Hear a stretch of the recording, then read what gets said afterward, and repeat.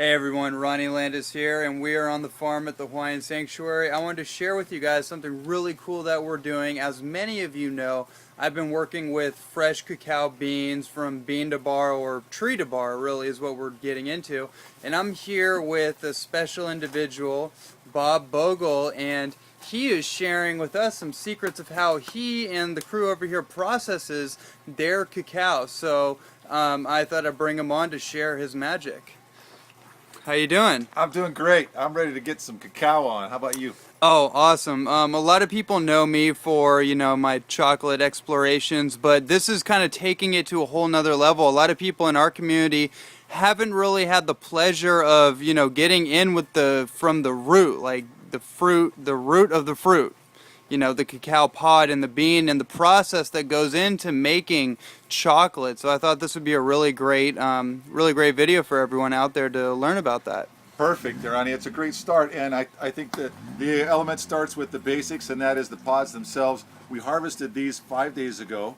Ronnie, you were out there with us and did a great job picking out the pods that were ripe and bringing those in. They've been sitting here in this bin for the last 5 days, fermenting on their own.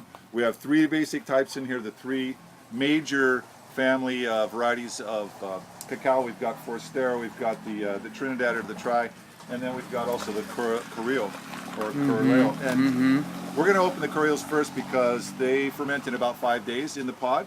And with any luck, we're going to get these to pop open, and we'll be able to put them in our food grade container here and start the fermentation process once the beans are in there.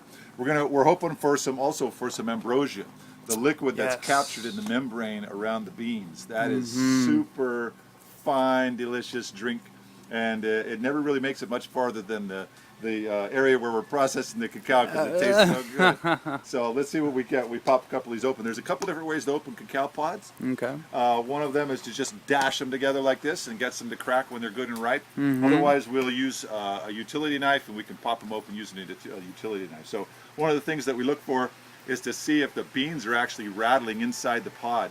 And I've got that rattle going with both of these pods. So that means that they've fermented really well inside there. The sugars are at a good content. The phenylbromines are at a good content. And these pods should be a little bit leathery, so they're going to be kind of tough to open. We'll see what we get. You ready? Awesome. All right, good. We got one to crack really well. And when we broke that open, there's the cacao. Now you see how shiny that is? Yeah. Those beans in there. That's what we're looking for. That's the ambrosia. That's the beautiful liquid that ends up being squeezed out of this pod once we're finished with this part of the process. This is where it's kind of like cleaning out a pumpkin at Halloween. You end up with getting your fingers in here and wanting to rake all this material right out, and just look how juicy that is in there, nice and creamy. So we're going to rake all that off of that umbilical cord, the pico, and the aroma now from this is something that you'll always remember. That sweet flavor that ends up in the cacao, the sweet flavor that's actually locked up in that moist portion of the rest of those beans that are out there. You see this nice membrane that's on the bean there. That stuff is dynamite, and we're going to squeeze as much liquid as we can out of that, and the rest of that will end up being sort of a dry skin and hold those bean bars together once we get through the dehydrator with them, right? Awesome. So one thing that I like to do also is make sure that we've got a good product going into the process. So I'm going to taste this along the way. Oh yeah, yummy. You gotta try one of these, Ronnie. Go for that, bro. A little fun fact out there for everyone. This was actually that ambrosia that Bob's talking about. That white pulp is the Mesoamerican women. They would really get onto that during times of pregnancy, that time of the month. That was their preferred food source. So I found that pretty awesome. Wow. Amazing. That's amazing. Yeah. What's that taste like, Ron?